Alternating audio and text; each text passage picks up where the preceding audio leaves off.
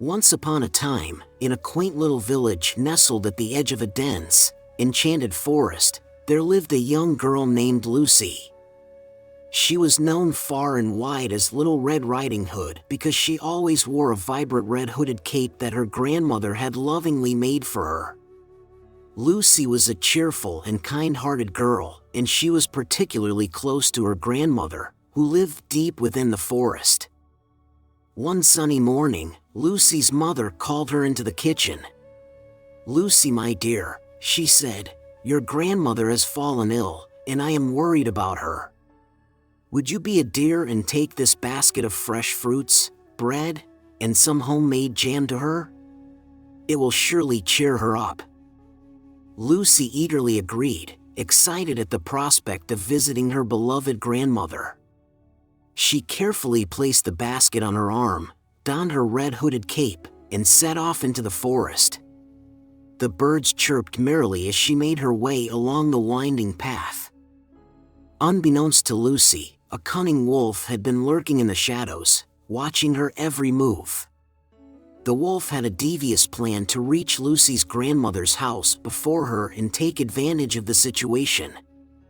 As Lucy skipped through the forest, she noticed the vibrant wildflowers, picked a few, and hummed a happy tune. Little did she know that the wolf had already raced ahead and reached her grandmother's cottage. The wolf knocked on the door, imitating Lucy's voice as best as it could. "Grandmother, it's me, Lucy. I've brought you some treats," the wolf called, trying to sound sweet and innocent.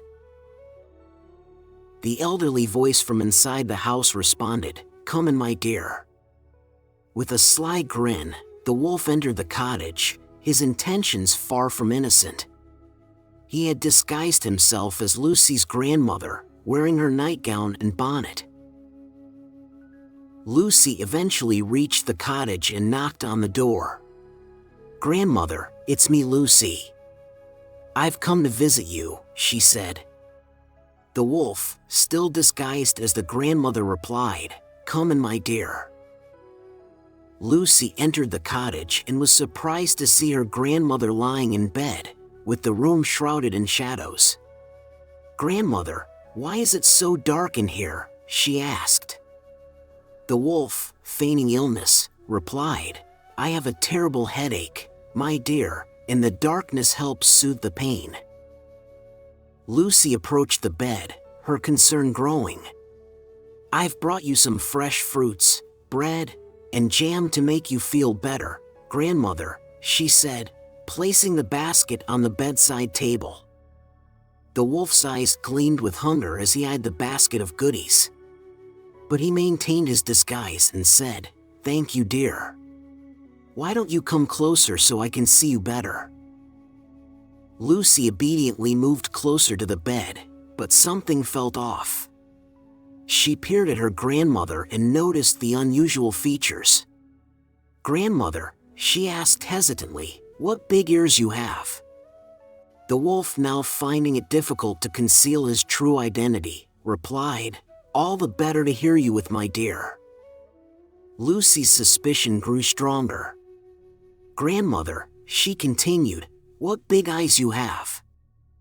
The wolf, growing impatient, replied, "All the better to see you with, my dear." Lucy was now certain that something was terribly wrong. She took a step back and, with a trembling voice, said, "Grandmother, what big teeth you have." At this point, the wolf could no longer contain himself. With a menacing growl, he leaped out of bed, revealing his true form. "All the better to eat you with," he snarled. But Lucy was not an ordinary girl. She had a brave and resourceful spirit. She quickly grabbed a nearby candlestick and swung it at the wolf, striking him on the head. The wolf yelped in pain and fled from the cottage, disappearing into the forest. Lucy rushed to her grandmother's side, who had been tied up and gagged by the wolf. She untied her grandmother and hugged her tightly.